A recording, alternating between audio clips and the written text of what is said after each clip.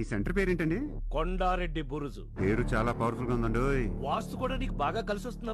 కొండారెడ్డి బురుజు కర్నూలు నగరంలో ఉన్న ఒక కోట.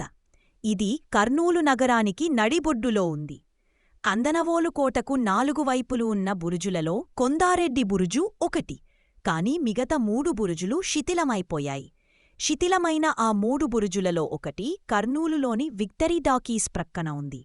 దీనిని ఎర్రబురుజు అంటారు. ఎర్రని ఇసుకరాయితో నిర్మించడం వలన దానికి ఆ పేరు వచ్చింది. అందులో చిన్న ఎల్లమ్మ, పెద్ద ఎల్లమ్మ దేవాలయాలు ఉన్నాయి. ఎర్రబురుజు గోడలరాళ్లపై అనేక చిన్న చిన్న బొమ్మలను మనం గమనించవచ్చు. మిగిలిన 2 బురుజులు తుంగభద్రా నదిని ఆనకొని ఉన్నాయి. వాటిలో ఒకటి కుమ్మరి వీధి చివర, మరొకటి సాయిబాబా గుడి ముందున్న బంగ్ల ప్రక్కన ఉన్నాయి. నదిని దాటి శత్రువులెవ్వరూ కర్నూలు నగరంలోకి రాకుండా సైనికులు ఎప్పుడూ ఇక్కడ పహరా కాస్తుండేవారు. 1930లో భారతి పత్రికలో కర్నూలులోని కుమ్మరివీధి ప్రక్కన ఉన్న బురుజు దస్త్రాన్ని ప్రచురించి దాని క్రింద రామానాయుడు బురుజు అని రాశారు. పూర్వం ఆ పేరు ఉందని దీని ద్వారా తెలుసుకోవచ్చు. కొండారెడ్డి బురుజు చరిత్ర గూర్చి ఎటువంటి శాసనాలు లభ్యమవలేదు. ఈ బురుజుకు కొండారెడ్డి అనే వీరుడి పేరు వచ్చిందని. విజయనగరం సామ్రాజ్యాన్ని పరిపాలించిన తులువ వీర నరసింహరాయలు కందనవీణుకోటను అరవీడు రామరాజుకు బహుకరించింట్లో a history of South India అనే పుస్తకం ద్వారా తెలుస్తూ ఉంది. ఈ తులువ వీర నరసింహరాయలను ఇమ్మడి నరసనాయకుడు అని కూడా పిలుస్తారు.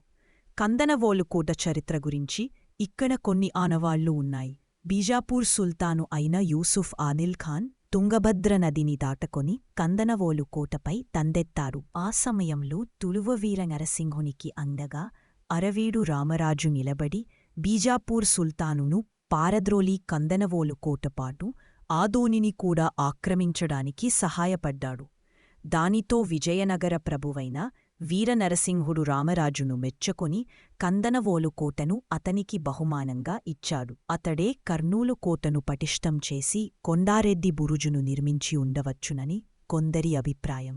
కాని అనేకమంది చరిత్రకారులు ఏమి చెబుతున్నారంటే కర్నూలులో 1628 శ్రీకృష్ణదేవరాయలు సోదరుదైన అచ్యుతదేవరాయలు విజయనగర రాజుగా ఉన్నప్పుడు ఈ కోటను కట్టించింట్లో అభిప్రాయపడుతున్నారు. కొండారెడ్డి బురుజును నిర్మించినది కూడా అతనేనని దీన అసలు పేరు అత్యుతద. కృష్ణానది మీదుగా అలంపూర్ వరకు సొరంగముండేది.